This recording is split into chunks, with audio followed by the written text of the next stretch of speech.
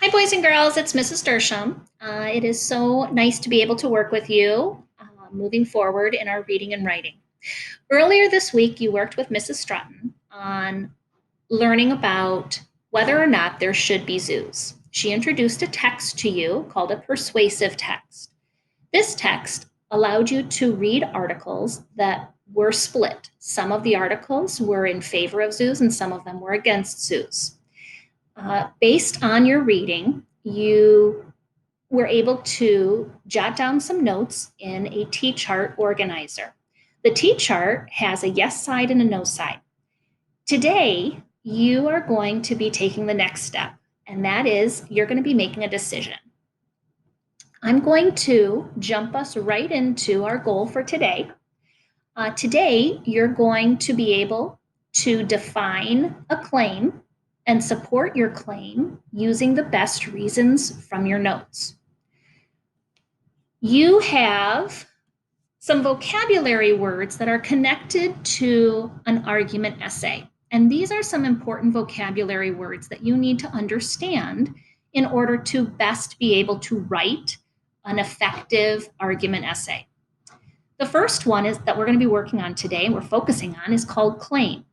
A claim is a writer's position, a writer's stance, how you as a writer feel or believe. So you have a topic about zoos, and you have to make a decision about whether or not you agree with zoos being around or if you think zoos are not what's best for animals. So what's fun is you have taken your notes, and your notes should look very similar to the ones I have up on the screen. There's a yes side and a no side.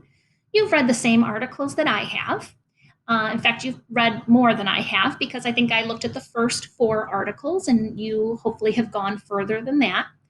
And you're going to be using your notes that you've created, and your notes, again, are probably written on paper. I put mine up on the screen so that we would all be able to use them and look at them. But from these notes, you're going to be filling out the first slide. The first slide in your organizer, this is on your argument essay organizer, asks 3 different questions. Number 1 says, what is the topic or issue? Write it in a question form. Number 2 says, what is your opinion or claim about the topic or issue? State this without using I think or I believe. You cannot have the I pronoun anywhere in your claim. And then over here, number 3 says, brainstorm 3 to 5 reasons why you feel this way about your topic. Write them in complete sentences in the chart below. So we're going to start with number 1. And you'll notice that I have 2 slides that look the same. One has a giant yes on it, and my other one has a giant no. The reason why I have 2 slides is because 2 of the same slide is because there are students that are watching this video who believe that zoos should be allowed, and there are students watching this video that believe zoos should not be allowed. So depending on what your belief is, you're going to be looking at the yes slide or the no slide for my example. So I'm going to start with my yes slide, and I'm going to think of my topic, and my topic is zoos. That's the topic. But I have to write the topic in a question format with an interrogative. My students like to use the proper terminology. And so you're going to have to write this as an interrogative, as a question. And a question form, hold on, trying to delete. Isn't it letting me delete? Should, pardon me, there be zoos? Now, whether I'm in favor of zoos or against zoos, the question is the same. So I'm going to pop over to my no slide and I'm going to write the same question. Should there be zoos? Now, the next part says that I have to form my claim. And my claim, again, is my opinion. So my opinion is my opinion, and your opinion is your opinion. Everybody has their opinions, and you're entitled to your opinion. This is where you're going to write your opinion. So I'm going to write on my slide that supports zoos. Zoos are needed for animals. Or maybe I want to change the words around a little bit. Zoos are important for animals. There are lots of different ways of saying the same idea, but I am saying something about how I'm in favor of zoos without using the pronoun I. I'm going to hop over to my no slide, and I'm going to think of my position, again, my claim, which is my belief. And my belief is, if I am veering towards the no, is zoos are bad for animals. Or maybe something like zoos should be banned. There are, like I said for the yeses, there are a lot of different ways of stating your thoughts using different words. I'd like you to try to come up with your words, not using necessarily my words. So I'm just doing this as examples for you. So going back to our goal, what is a claim? If you can define a claim right now and understand that a claim is your position as a writer, as a person, as a human, it's your opinion, your belief. So your claim is what you think. If you feel comfortable with that, then you can check off the first goal for writing today, which is to define what a claim is. The second part is to support our claim with information from your notes, from your research that you've done this week. And so this is where we're going to be hopping into step 3 in the first slide. So when I go back over here again, it says brainstorm 3 to 5 reasons why you feel this way about the topic. So you have to be able to give reasons why. Write them in complete sentences in the chart below. So I'm going to hop back to my notes. I'm going to hop back right over here. Reasons. The reasons are the main points that justify, that support your claim. The main points, the main reasons, the big reasons, not the tiny details, the big reasons. I'm going to hop into my notes, and if I'm supporting zoos, then I'm really thinking about what is the big idea I got from the first article. And the big idea I got from my first article was that animals are endangered and extinct due to the human population.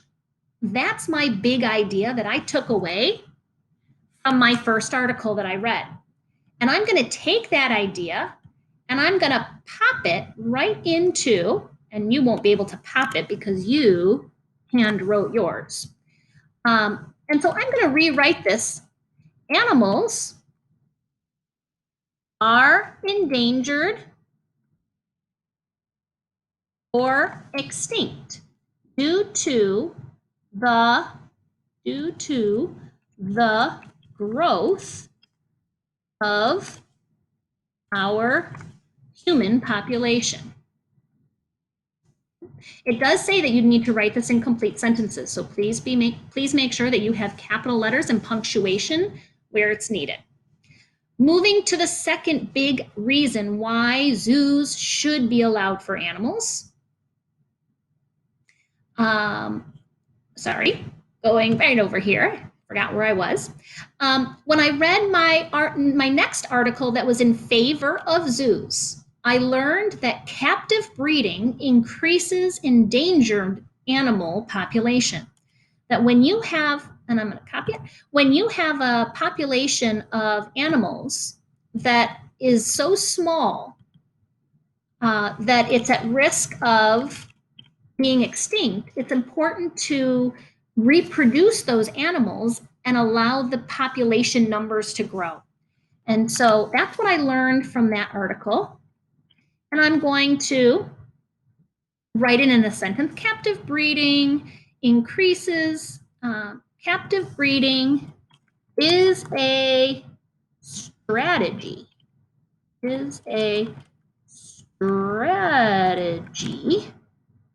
that increases endangered animal populations through reproduction. Through. Okay. And again, capital and punctuation where needed. So I'm taking the big ideas that I've learned from the different articles and I'm plugging them in where they now are becoming my reasons for feeling that way. These are the reasons that support my claim. Moving over into my no. No, zoos are bad for animals. They should not be allowed. They should be banned. If I'm thinking about the no element, that zoos are just not what we need to have, they are not what's best for animals, I'm going to be looking at my no side. And I learned from reading my article, a big idea that I took away was that zoochosis is a mental illness that is very harmful to animals who are living in captivity. It's a mental disease. And zoochosis is a mental illness, and I'm going to say found in animals who are removed from natural habitats to live in captivity. That was a big idea. I hadn't learned about zoochosis until I read these articles, and that was a big idea I took away. So I definitely want that to be one of my big reasons. Going back over to my notes, and again, it's going back and forth. Another big idea I learned is that animals are often used in zoos for entertainment. And, I'm just not feeling good about that. So I'm going to use that as another reason.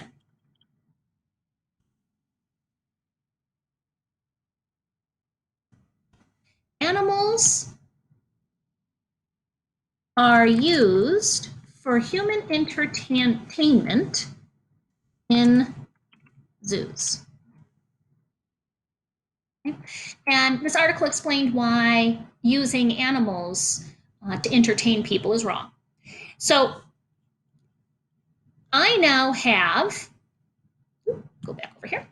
I now have defined what a claim is. That's my position or my stance, my feeling on a topic or issue.